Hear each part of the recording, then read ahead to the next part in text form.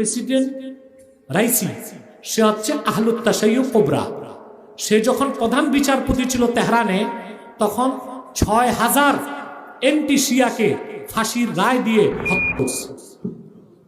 আলেমরা ভালো করে শুনেন, বলতে পারবেন, তারা শপথ করছে তারা কোনোদিন আরব দখল করবে। জান্নাতুল বাকিতে যে আমার আম্মা জান আয়েশার রওজায় দোররা লাগাবে, এই আকীদা যাদের, যে শিয়াদের, খোদার কসম কোরআন ধরে কই তারা ইহুদিদের মতোই কাফের। ওদের আকীদা কি শুনবেন? বলবো। কোরআন শরীফে ওরা মনে করে আল্লাহর কোরআনে রদ বদল হয়েছে। এই ইরান চক্রান্ত করে প্রেসিডেন্ট সাদ্দামের বিরুদ্ধে বিদ্রোহ করছে, কুর্দিদেরকে খেপাইছে, আমেরিকাকে ডেকে আনছে, ইরাক যুদ্ধে সাদ্দামকে বন্দী করছে। মধ্যপ্রাচ্যের সিংহ পুরুষ ছিল সাদ্দাম হোসেন, সুন্নি নেতা। ইরানের শিয়া বিচারকরা ইরাকে সাদ্দামের ফাঁসির রায় দিছে। ঈদের দিন তাকে ফাঁসি দিছে।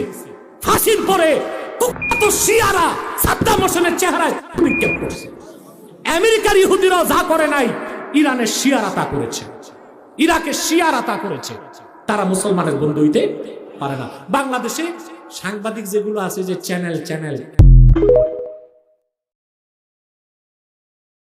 শিয়া, এটা এমন একটি সম্প্রদায়, শিয়াদের পরিচয় জানার আগে শিয়া শব্দের অর্থ আমাদের জেনে নেওয়া দরকার। শিয়া শব্দটি বলতে মূলত দল, উপদল বা অনুসারীদের কোনো গোষ্ঠী, এটা বোঝানো হয়। শিয়া বলতে বোঝানো হয় শিয়াতু আলীয়িন বা আলী রাদিয়াল্লাহু তাআলা আনহুর অনুসারী গোষ্ঠী, এদেরকে শিয়া বলা হয়। বা আলে বাইত, রাসূল করিম সাল্লাল্লাহু আলাইহি সাল্লামের পরিবার কেন্দ্রিক যাদের ভক্তি, বিশ্বাস এগুলো গড়ে উঠেছে, তাদেরকে সাধারণত শিয়া বলা হয়। শিয়াদের উৎপত্তি, এটা সাহাবায়ে কেরাম রিদওয়ানুল্লাহি তাআলা আজমাইন তাদের যুগ থেকেই বলতে পারি। এবং শিয়াদের উৎপত্তির পেছনে যে লোকটি ছিল তার নাম হলো আব্দুল্লাহ ইবনে সাবা। ইহুদি ছিল, পরবর্তীতে সে মুসলিমদের বেশ ধারণ করে মুসলিমদের ক্ষতি সাধন করার জন্যই মূলত এই গ্রুপটি তারা আবিষ্কার করে। শিয়াদের সম্পর্কে আমাদের দেশের সাধারণ মুসলমানদের মধ্যে ধারণা খুবই কম। আমরা অনেকেই মনে করি মুসলিমদের মধ্যেই একটি সাধারণ দল শিয়া, অথচ শিয়াদের যে সমস্ত বিশ্বাস আছে সে বিশ্বাসগুলো ইসলামের একেবারে মৌলিক বিশ্বাসগুলোর সাথে অনেকগুলো বিশ্বাস আছে যেগুলো সাংঘর্ষিক।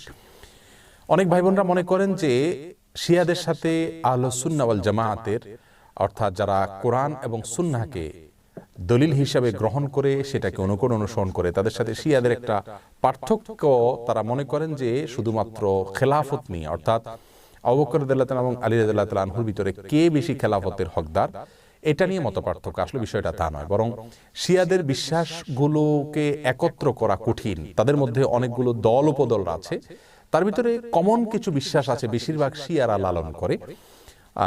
তার ভিতরে একটি হলো তারা কালিমাতুত তাওহীদ, আমরা যেটা বলি, এটাকে যথেষ্ট মনে করে না। তারা মনে করে লা ইলাহা ইল্লাল্লাহ মুহাম্মাদুর রাসূলুল্লাহ এবং আলিয়ুন ওয়ালিউল্লাহ, এটাও স্বীকৃতি দিতে হবে, মুখে উচ্চারণ করতে হবে, তারপরে মানুষ মুসলিম হবে।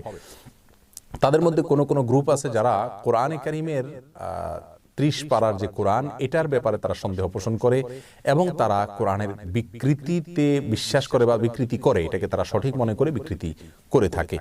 তাদের মধ্যে বড় অংশ বা সবচেয়ে বেশি অংশ বলা যেতে পারে, তারা প্রায় সবাই বলা যেতে পারে, তারা সাহাবীদেরকে সবাইকে, কয়েকজন বাদে আলী রাদিয়াল্লাহু তাআলা আনহু, আব্বাস রাদিয়াল্লাহু তাআলা আনহু সহ, কয়েকজন বাদে হাসান হুসাইন, ফাতিমা রাদিয়াল্লাহু তাআলা আনহুম সহ আহলে বাইত যারা, তারা ছাড়া বাকিদেরকে তারা কাফের মনে করে এবং সাহাবীদেরকে গালমন্দ করাটা, এটাকে তারা সওয়াবের কাজ মনে করে, ইবাদত মনে করে। আয়েশা রাদিয়াল্লাহু তাআলা আনহা রাসূল আকরাম সাল্লাল্লাহু আলাইহি ওয়াসাল্লামের সহধর্মিনী, তার চরিত্র নিয়ে তারা সন্দেহ করে, যার চরিত্রের বিষয়ে কোরআনে কারীমে সূরা নূরে আল্লাহ সুবহানাহু ওয়া তাআলা পরিষ্কারভাবে ঘোষণা দিয়েছে। যাই হোক, এ হলো মোটামুটি শিয়াদের কয়েকটা জঘন্য বিশ্বাসের আলোচনা। এবারে আসি শিয়াদের একটা বিশেষ দল, তাদেরকে ইসনা আশারিয়া বলা হয়। মূলত ইসনা আশার শব্দের অর্থ হলো 12।